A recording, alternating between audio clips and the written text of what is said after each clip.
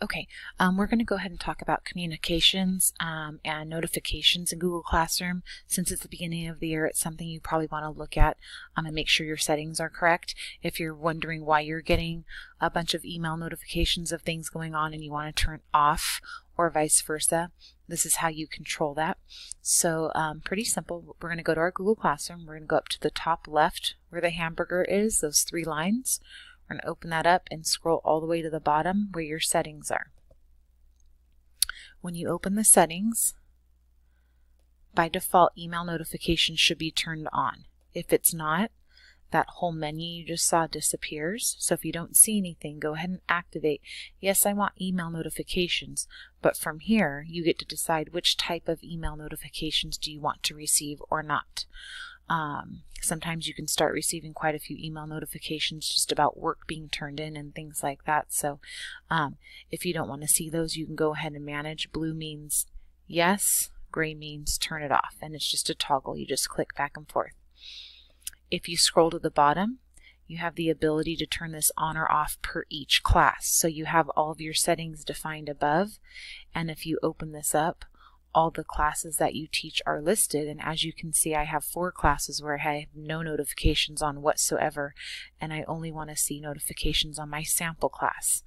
You can always come back here and change and modify as you want to, but again, make sure that you know that this is where those controls happen.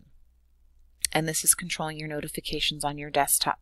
If you go to your mobile device and you open up your Google Classroom and you go under settings, you'll be able to change your app settings. So whether or not you want to be getting notifications on your cell phone of things going on too, you can go ahead and control those that way.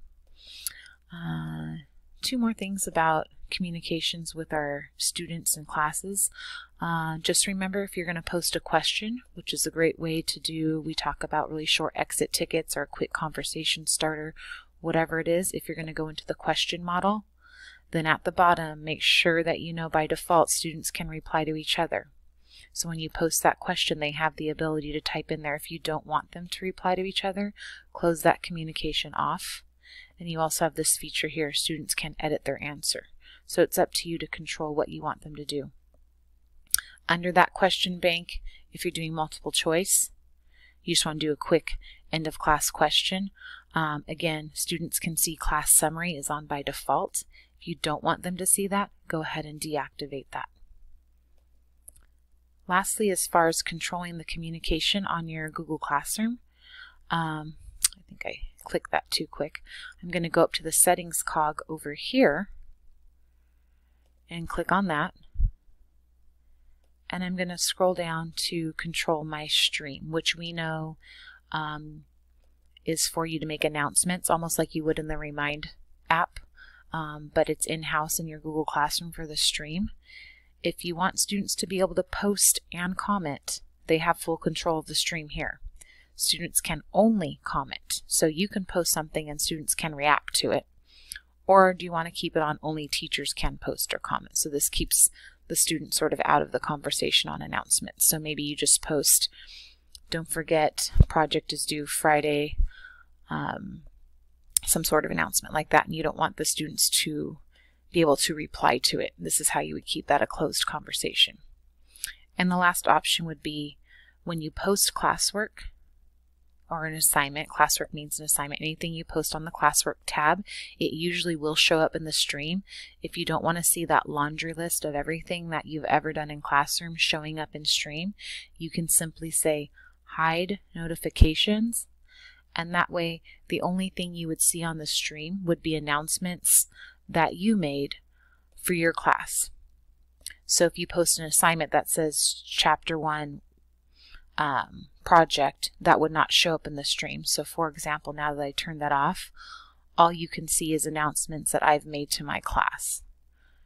And the winners are good evening, hi beta students. This is all announcements from me without interactions from students or without it showing any of the other classwork that I've posted.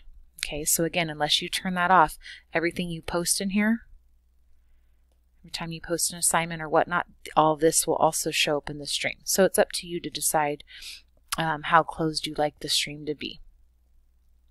And those are your functions as far as controlling your notifications and your communications with your students. So to recap, it's the hamburger, and down to the bottom for settings on how you want your own notifications to look like. It's up to the settings cog here to manage how your stream looks online. And lastly, if you're creating a question, and this is for questions only, make sure you know what features you're setting at the bottom, whether it's short answer or multiple choice.